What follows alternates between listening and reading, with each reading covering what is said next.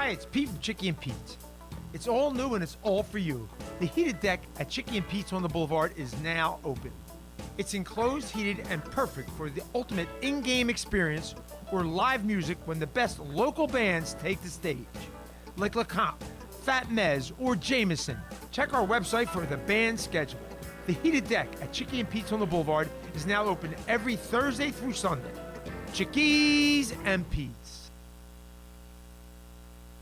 SEPTA offers a variety of career opportunities. Our core business is transit, and with 5 modes of service, we rely on and need operators, engineers, and conductors. But it takes a host of other specialties, including mechanics, electricians, plumbers, masons, painters, carpenters, welders, and more to keep the system moving. As an employee, you will earn competitive compensation and great benefits, including medical, dental, prescription, and a pension.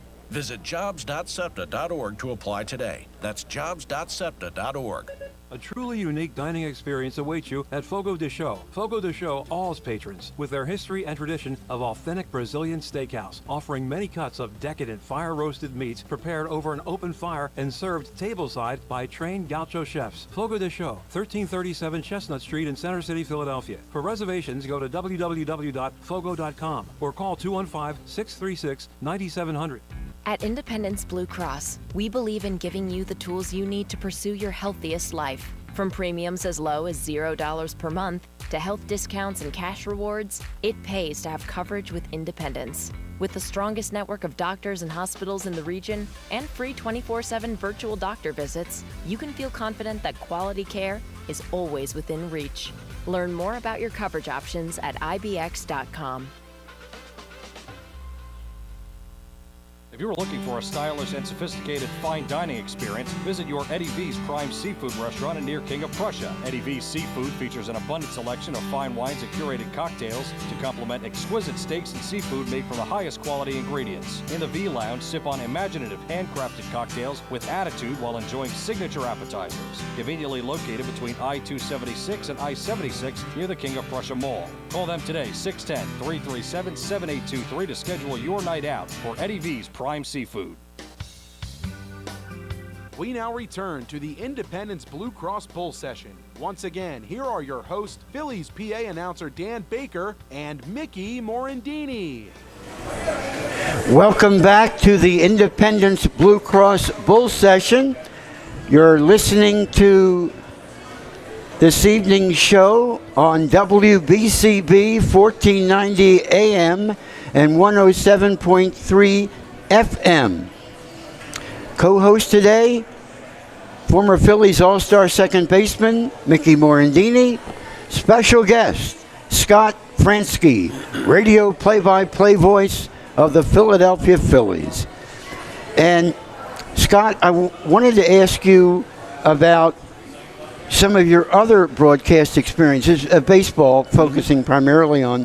Now with the Texas Rangers, who were some of the stars down there, and what were the highlights from the earlier part of your Major League Baseball career? Well, I worked there a couple of different occasions. Once I was just pre- and post-game host, so I was around some of those teams in the late 90s that were managed by Johnny Oates. That were just, the Rangers were really just starting to kind of become a franchise that was a perennial contender. Pudge Rodriguez was there, Juan Gonzalez, that era of players.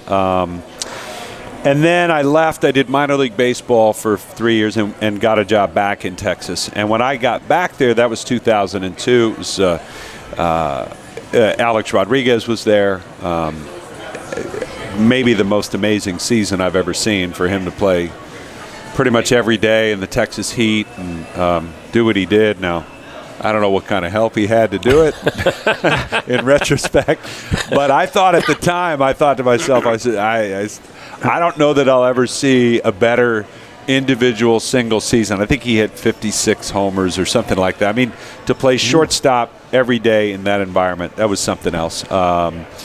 And was there for 2-3 years then, and then came back, then got the job with the Phillies here. So, it was good for me. It was again a cool experience. I got to work. My first major league game, I was the number 2 announcer alongside the guy that I grew up listening to, Eric Nadel, who's a Frick Award winner. He's in the Hall of Fame and has been there since 1979. And he was one of the voices that I grew up with. And so to find myself in the chair next to him on a semi-regular basis even was pretty amazing for me. Well, you look at the broadcasters we've had here, and Mickey, Harry Callis, Richie Ashburn, when you were playing for the Phils, and now, Scott and Larry, and on the TV side, Tom McCarthy, John Kruk, Mike Schmidt on Sundays. I mean, we have quite a team. Mickey, we were talking off the air about some of your baseball experiences apart from the Phillies, like with Chicago. Another team for whom you should have made the National League All-Stars. What were your highlights with the Cubs?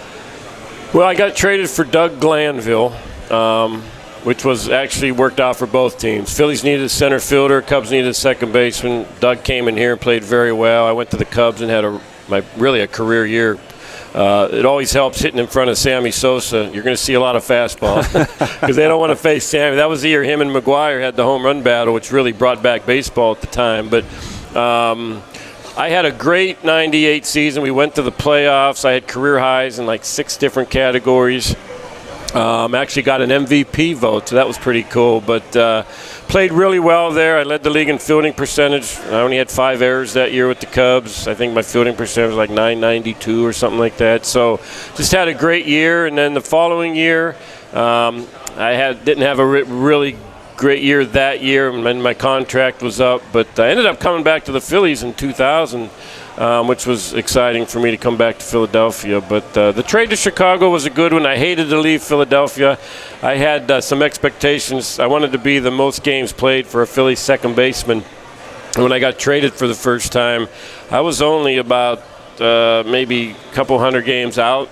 Obviously, Chase came in and blew everybody away. But that was one of my goals. I came up a little short. I think I'm 3rd or 4th all time right now. But, I had fun playing in Chicago. Playing at Wrigley Field's awesome. And you're still among the all-time leaders in fielding percentage for Major League Baseball's second baseman. Think of all the second basemen and all the years, since 1876. Yeah. And you're among the top defensive players at your position all time. Yeah, I'm 14th, so that's something I'm really proud of. What do you make of the way Bryson Stott has played second base? He's made the transition really pretty easy, hasn't he? I expect him to struggle a little bit over there, especially like turning the double play. But, man, he's playing great defense. And I don't know if anybody really saw this coming with him. He was a pretty good prospect coming up, but he wasn't like a top prospect, I don't think. And the way he's hitting the ball, he puts the ball in play, uses the whole field. Him and Bohm have really been a bright spot on this team this year. And at times, those two have carried us for a lot of the season. It's fun to see. Another guy who's coming on like gangbusters, we always heard he was an elite defensive player, but Johan Rojas, he started hitting better this year at Reading, because I think before, Scott, wasn't he kind of known as great field, kind of no hit? Well, yeah, and I think part of it was he was always young. I mean, he's been in spring training for a long time. I mean, Larry Boa has been raving about Johan Rojas for years, watching him in spring training, and a lot of it is the tools. And, he's growing into his body. He's getting stronger, and I think you're starting to see evidence of that, a little more pop in the bat. Yes, always elite defensive ability, and I've been really impressed with him. I mean, I saw him play, here and there in spring training, but the folks who had seen him every day in the minors say definitely took a step forward with the bat this year. And I'll tell you, I don't remember, but maybe 2 or 3 at bats so far in the big leagues that he's looked overmatched to me. Now he doesn't always get a hit, of course, but he looks like he's hanging in there. And we saw yesterday, I know, a bunch of breaking balls from Greinke kind of got him, but I think he'll see that. He'll see a lot of that, and he'll have to make adjustments. But yeah, he's been really impressive. And how about the timing? Brandon Marsh gets hurt, and he's probably out for a couple of weeks. And what can you tell us about Wilson, Scott, who the Phillies have called up? Wes Wilson, he was in spring training with the club the whole spring, and great guy, real hard worker in the minor leagues, has never been in a big league game before. Yesterday was his first time, and hopefully he'll get in here soon. He can play any of the 4 infield positions. I asked Rob Thompson yesterday, I said, where do you feel comfortable with him? He said, any of the 4. He said, I'll play him in the outfield, I'll play him in left and play him in right if I need to. I mean, he can do it all. He's really hit left-handed pitching very well this season, in particular. And I think he's got 25 homers total. But an OPS close to 1,000 against lefties. So I think we'll see him. The Nationals have a couple of left-handed starters later in the week. Might get a chance to see him start a game or two because his, hitting ability against lefties was one of the reasons he was the choice right now. I've got 2 similar questions for both of you. Mickey, when you were a young guy and obviously embracing baseball, was there a major leaguer after whom you kind of patterned your game or who you looked up to as maybe a hero? Yeah, I don't know if I patterned my game after him, but I was a huge Al Oliver fan. I played for the Pirates. I grew up in Pittsburgh. He played for the Pirates for a number of years. I actually played one here in Philadelphia, but Scoops. He was called Scoop. Actually, I think he should be in the Hall of Fame. I think he had almost 2,800 hits. But I know Larry Bowa told me he hit the ball as hard as anybody. And I just loved the way he hit. Played some center field, played some first base. And when I was young, I kind of wanted to be Al Oliver, but I was a shortstop. He wasn't a shortstop. But, I loved the way he played the game. Well, he's a left-handed batter. Yeah. Scott, how about yourself? When you were a young guy, I wanted to be Mickey Morandini. there you go. Okay. I'm that old, huh? No.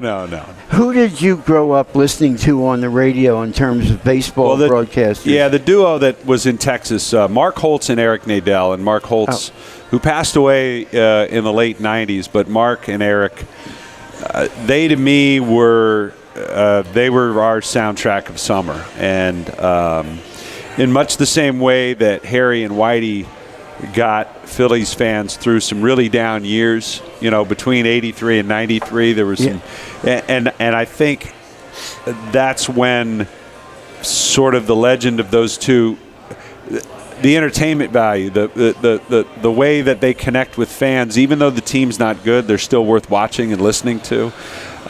It was kind of the same way with Mark and Eric because the Rangers really never competed for a whole lot. They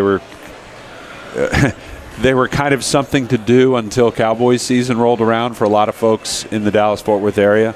And it was just a fun night with the family at the ballpark, and people didn't really care if they won or lost. But we were tuned in. We were fans, and we wanted them to win.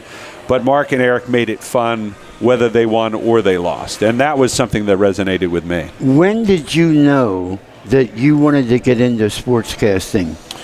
Well, honestly, I didn't know until I was deep into college that I thought I would give it a try. I wanted to be a sports writer for a while at first. That's how I kind of looked at it in sports media, and I thought about writing. And but I got opportunities to do radio, and it was fun. It was something I did sort of for fun on the side.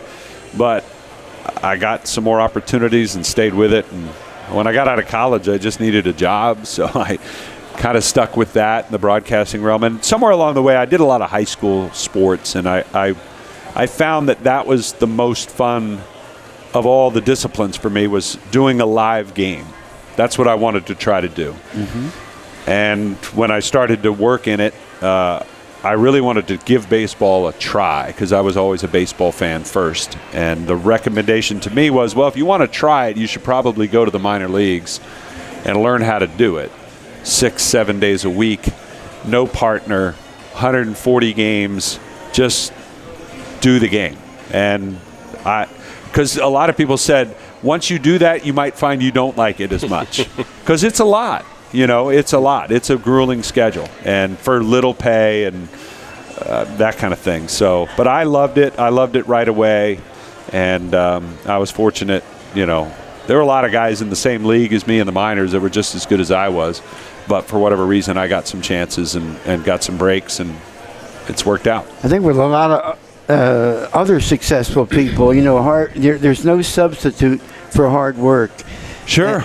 And we're going to come back. We've got a lot more to talk about with Phillies radio play-by-play voice Scott Franzke and former Phillies All-Star second baseman Mickey Morandini. But first, Brianne, we pause for this. Hi, it's Pete from Chicky and Pete's. It's all new and it's all for you. The heated deck at Chicky and Pete's on the Boulevard is now open. It's enclosed, heated, and perfect for the ultimate in-game experience or live music when the best local bands take the stage. Like LeComp, Fat Mez, or Jameson. Check our website for the band schedule. The heated deck at Chicky and Pete's on the Boulevard is now open every Thursday through Sunday. Chickies and Pete's.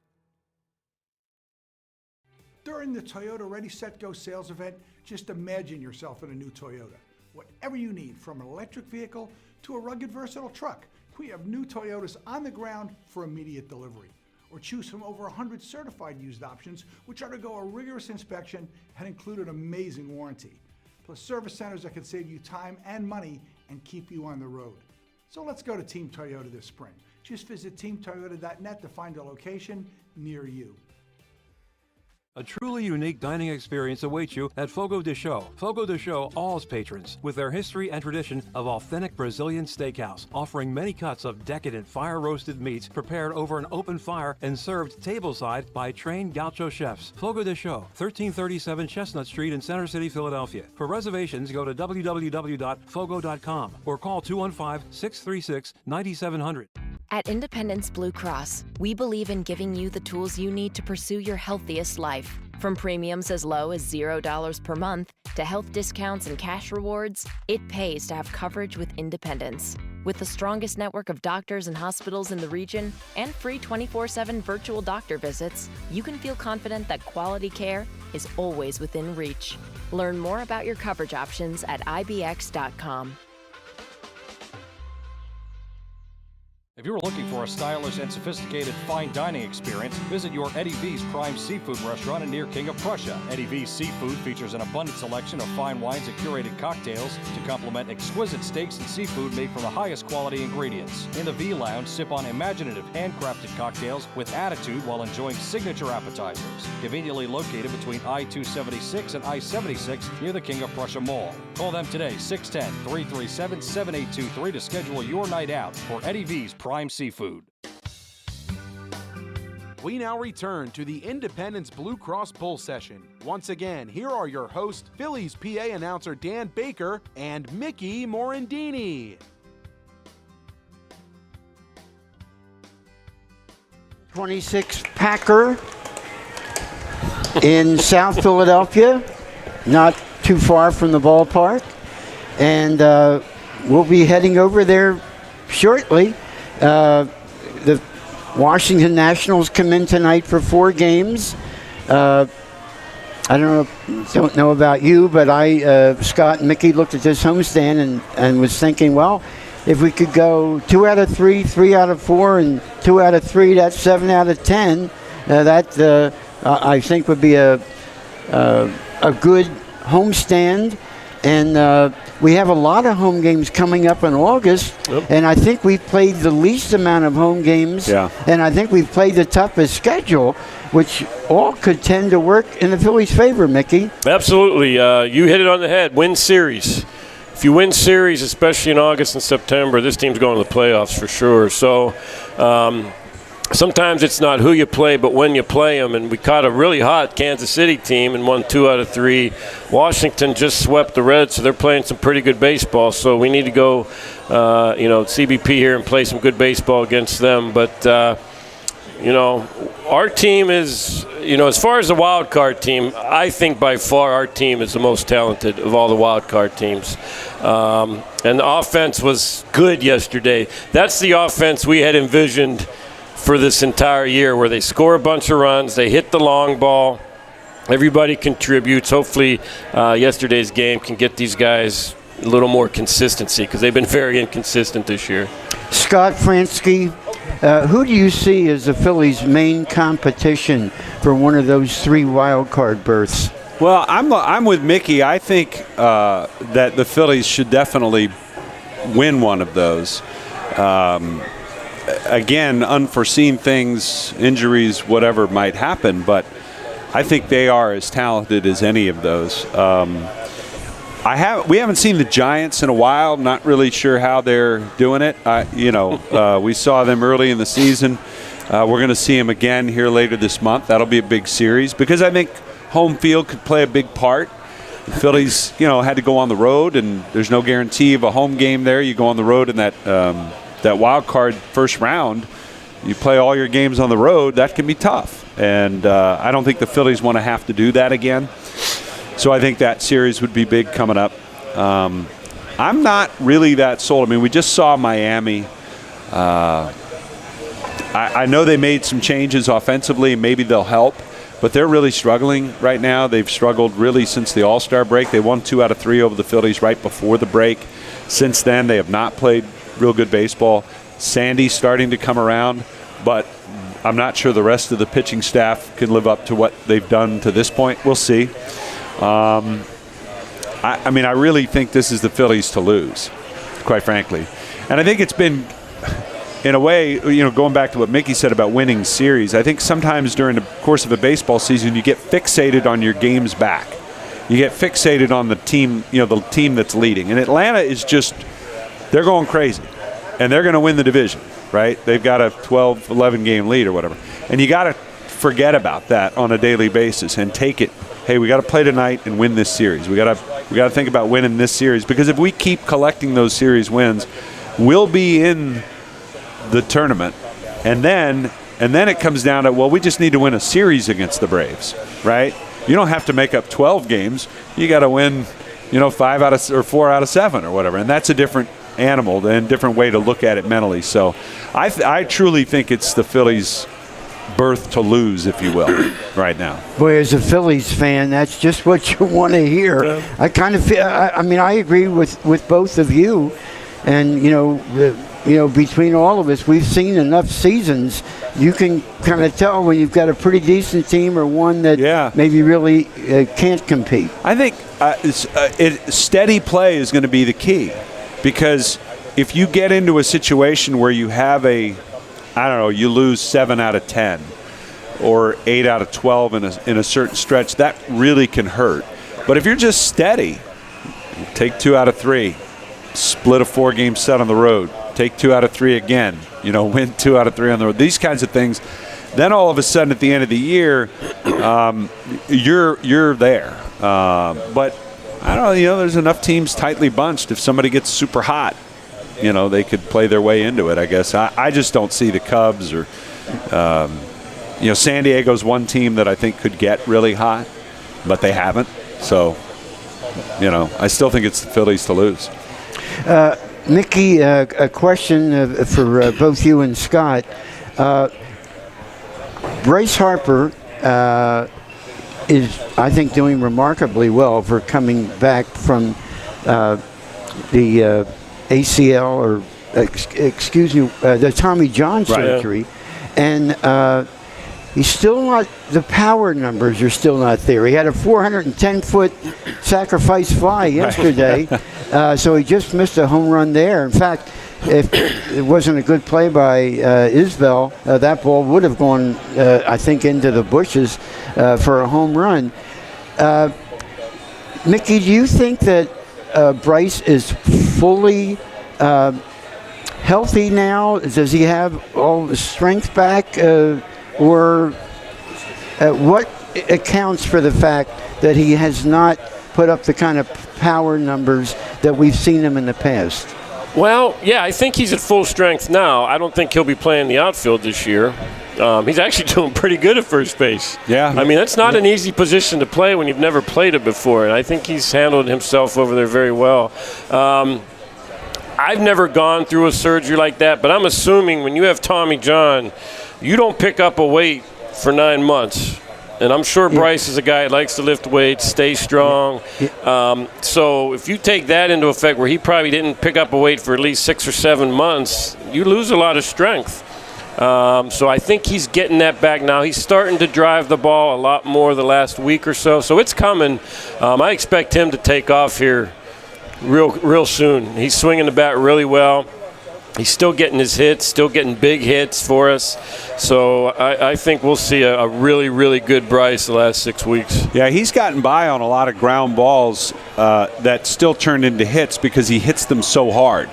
They're hit so hard, they're through the infield before anybody can get to him. And I think it's just a matter of, finding a little bit of lift, a little bit of loft. And like Mickey said, we're definitely seeing that here the last 5-7 games. That's starting to come. I think he's got a big hot stretch in him. And again, it's not like he's hitting over 300 or right at 300 and has pretty consistently for the whole year. It's just a matter of adding the lift and getting some of that backspin to carry it out of the ballpark. Mickey and Scott talking about not lifting a weight and not being able to lift a weight and for strengthening purposes.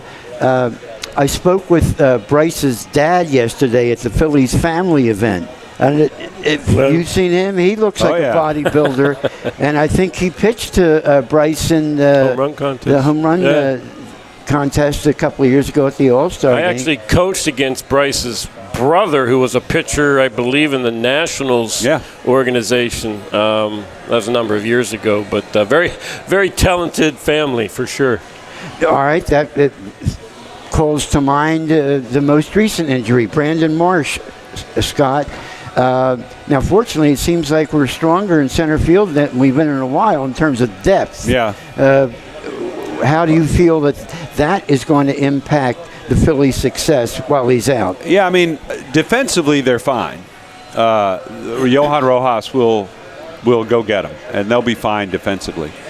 Offensively is another story. Brandon, he's the only regular, if you call him a regular, which I think he pretty much is, he's the only regular with an OPS over 800.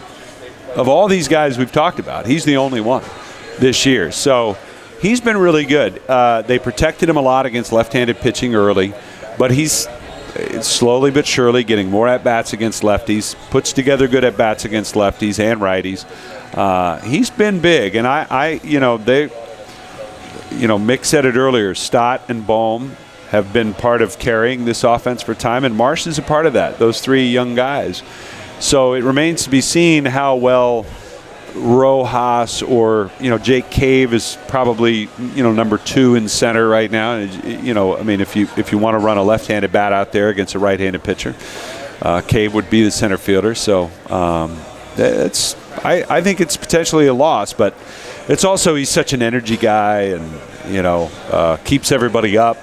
Everybody likes him in the clubhouse. I know he'll stay close and still try to provide some of that energy and enthusiasm even when he's injured. I also spoke with Rhys Hoskins yesterday and Jamie, and I said to Rhys, do you think he'll be able to come back for the postseason like Kyle Schwarber did with the Cubs? He said, count on it. All right. Oh, good. But he's such a positive guy. Talk about a good clubhouse influence. And Mickey, you were talking about that earlier. Yeah. The chemistry on this team and the way they pick one another up. I'm sorry I have to interrupt because we have one more commercial break. Then we'll be back with the last 10 minutes of today's Independence Blue Cross Bull Session. So, Brianne O'Neill, take it away, and we'll be right back at Chickies and Pete's. Hi, it's Pete from Chickie and Pete's. It's all new and it's all for you. The heated deck at Chickie and Pete's on the Boulevard is now open. It's enclosed, heated, and perfect for the ultimate in-game experience or live music when the best local bands take the stage. Like LeComte, Fat Mez, or Jameson. Check our website for the band schedule. The heated deck at Chickie and Pete's on the Boulevard is now open every Thursday through Sunday. Chickies and Pete's. During the Toyota Ready, Set, Go sales event, just imagine yourself in a new Toyota. Whatever you need, from an electric vehicle to a rugged, versatile truck, we have new Toyotas on the ground for immediate delivery. Or choose from over 100 certified used options, which undergo a rigorous inspection and include an amazing warranty. Plus service centers that can save you time and money and keep you on the road. So let's go to Team Toyota this spring. Just visit teamtoyota.net to find a location near you. A truly unique dining experience awaits you at Fogo de Chão. Fogo de Chão awes patrons with their history and tradition of authentic Brazilian steakhouse, offering many cuts of decadent fire-roasted meats prepared over an open fire and served tableside by trained gaucho chefs. Fogo de Chão, 1337 Chestnut Street in Center City, Philadelphia. For reservations, go to www.fogo.com or call 215-636-9700.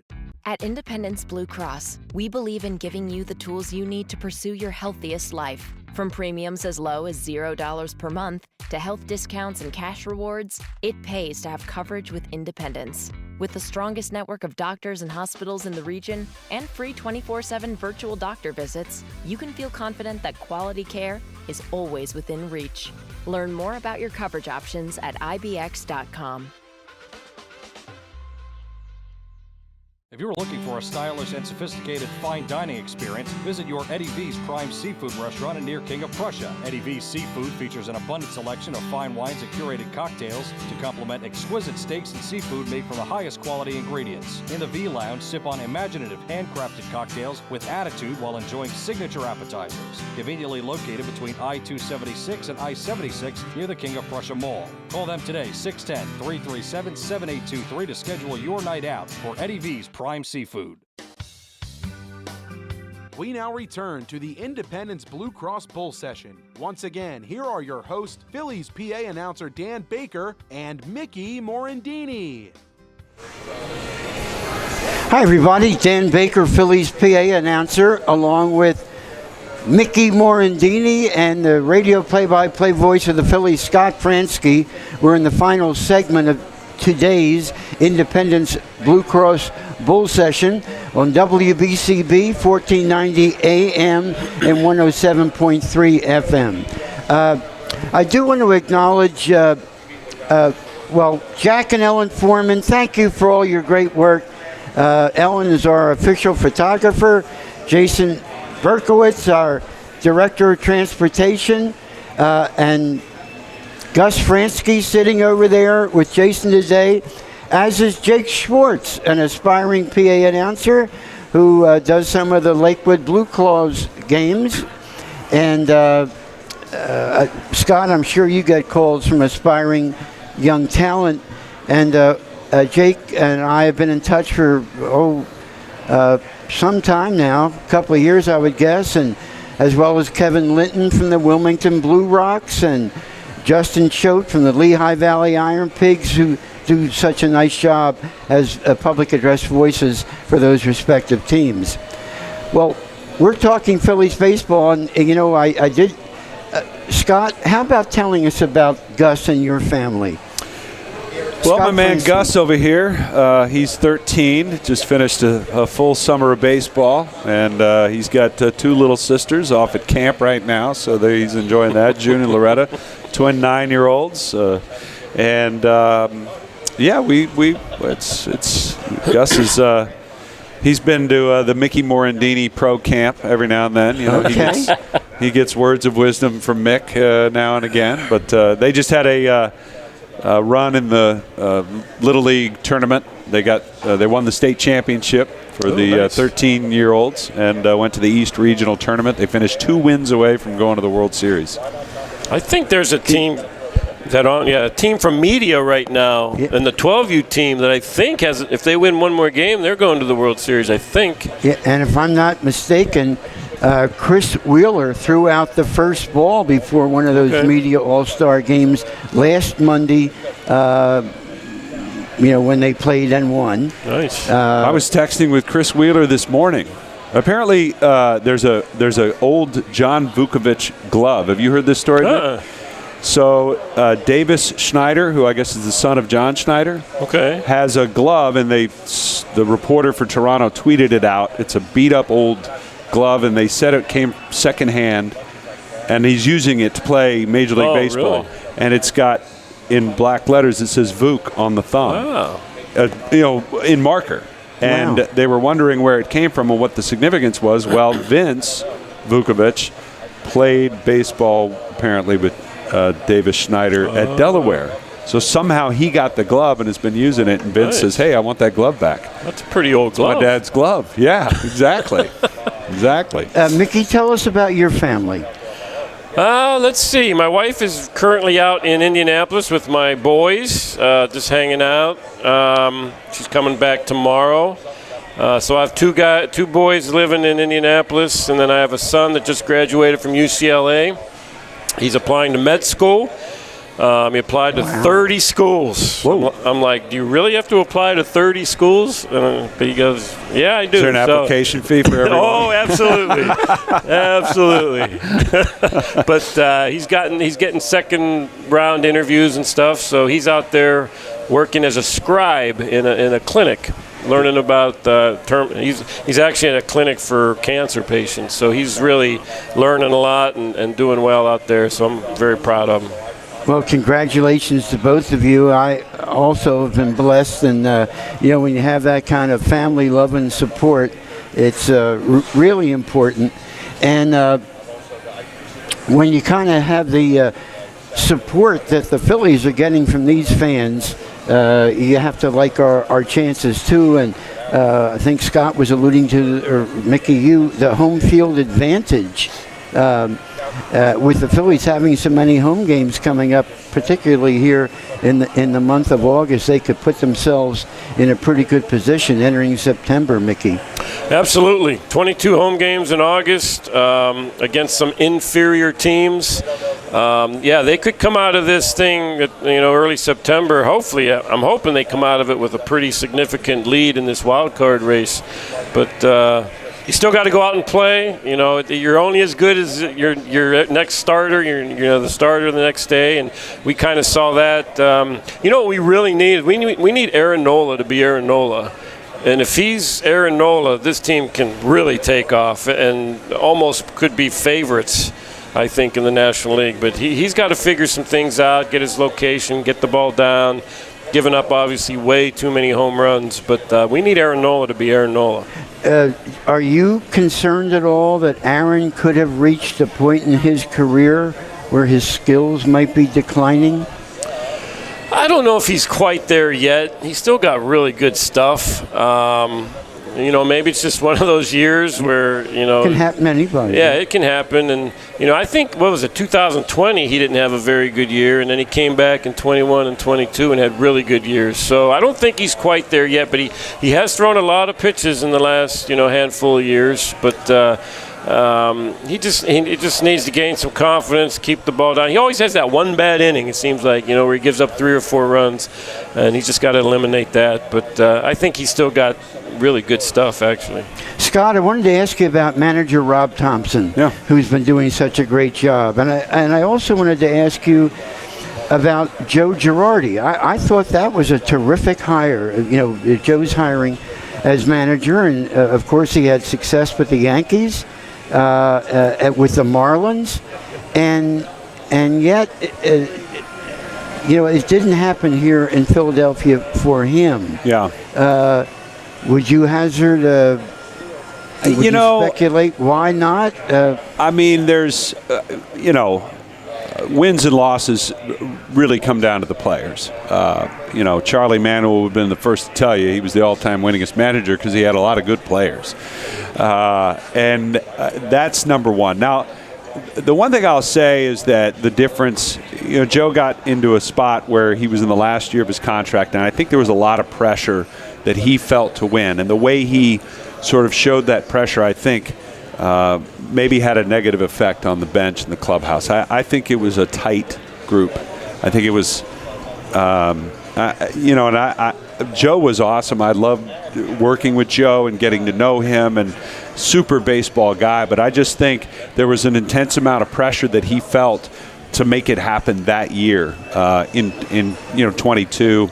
And, they make the change. And Rob Thompson at the time was coming at it from a very different perspective, and that was he had known going into spring training. He had thought going into spring training last year was going to be his last year working.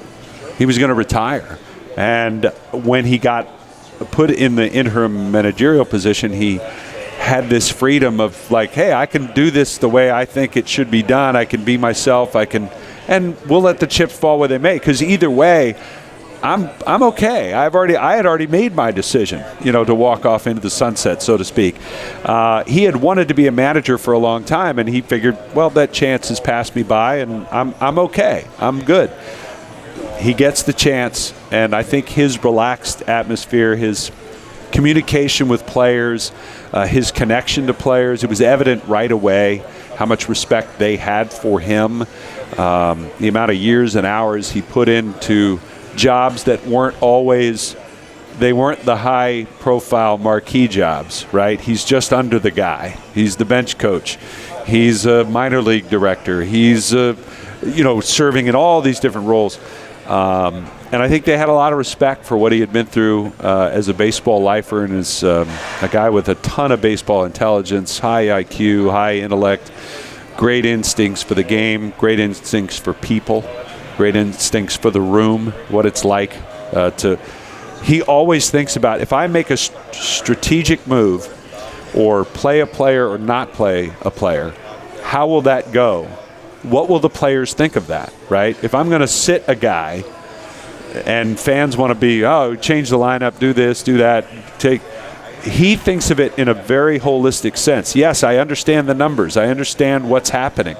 But I need to know what it's going to do to my room, what it will do to these players, how they will react to it. Because the players, as Mick said at the start, they pull for each other. They fight for each other.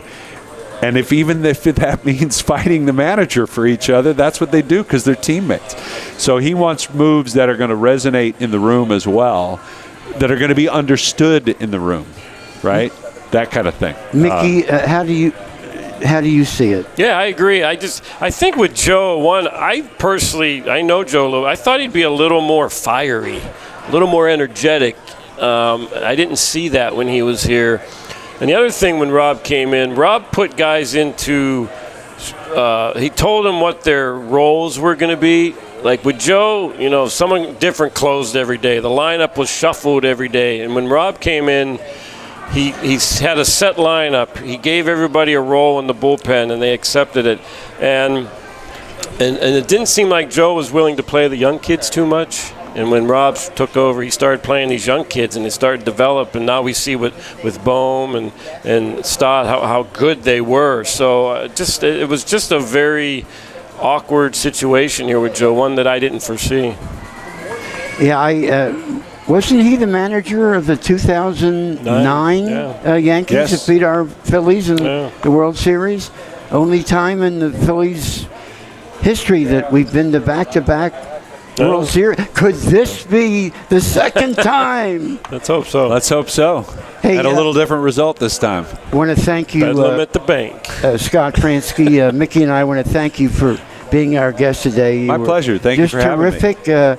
And your analysis, that really was informative. Looking at what Joe was doing, looking at what Rob has been doing, and it's not so easy. I mean, I think the fans kind of sense the same thing, but aren't maybe able to articulate it quite as well as you guys did. You certainly offered a very understandable explanation.